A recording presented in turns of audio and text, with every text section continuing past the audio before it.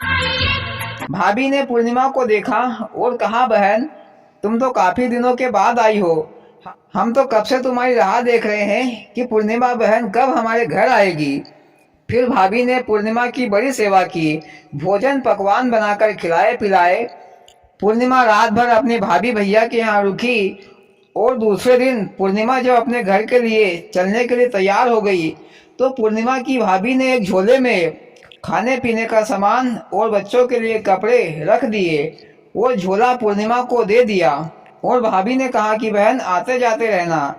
तो पूर्णिमा ने कहा, जी भाभी मैं आती जाती रहूंगी। फिर पूर्णिमा झोला लेकर अपने घर के लिए चल पड़ी। गंगा जी को पार करने के लिए वही फूलों की नाव से पार आ गई। इस किनारे पर गंगा जी उसी अम्मा के रूप में बैठी थी। अम्मा ने कहा कि आ गई बेटी अपने मायके से। पूर्णिमा बोली, हाँ अम्मा जी।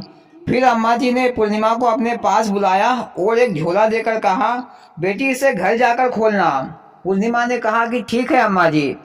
फिर पूर्णिमा ने अम्मा को प्रणाम किया और झोला लेकर चल दी। आगे काली मैया के मंदिर के पास बैठी बूढ़ी माँ ने कहा, पूर्णिमा हमसे काहे मुंह फेर कर चली जा रही हो। पूर्णिमा बोली, नहीं माता जी। फिर उस बूढ़ी माँ ने भी पूर्णिमा को एक झोला दिया। अब पूर्णिमा के पास 3 झोले हो गए। आगे चलकर बूढ़े बाबा मिले, उन्होंने भी पूर्णिमा को एक झोला दिया। आगे चलकर तुलसी माँ के चबूतरे पर बैठी बूढ़ी माँ ने भी पूर्णिमा को एक झोला दिया। इस तरह पूर्णिमा के पास 5 झोले हो गए और पूर्णिमा 5 झोलों को लेकर घर आ गई। मोदी जी उन झोलों में क्या होगा, उन बूढ़े लोगों ने पूर्णिमा को क्या दिया होगा। हाँ भैया मैं बता रहा हूँ।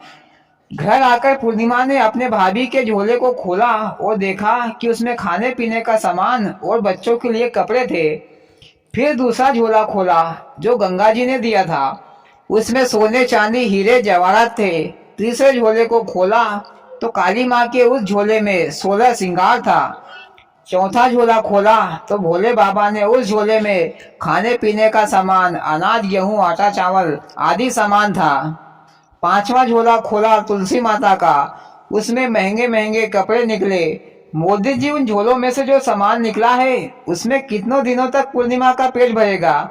भैया ये सारे झोले देवी माँ और भोले शंकर ने दिए हैं तो उनमें कभी भी सामान खत्म नहीं होगा। एक सामान निकाल लेने पर दूसरा सामान वहीं पर वापस आ जाता है और सामान कभी भी खत्म नहीं होगा।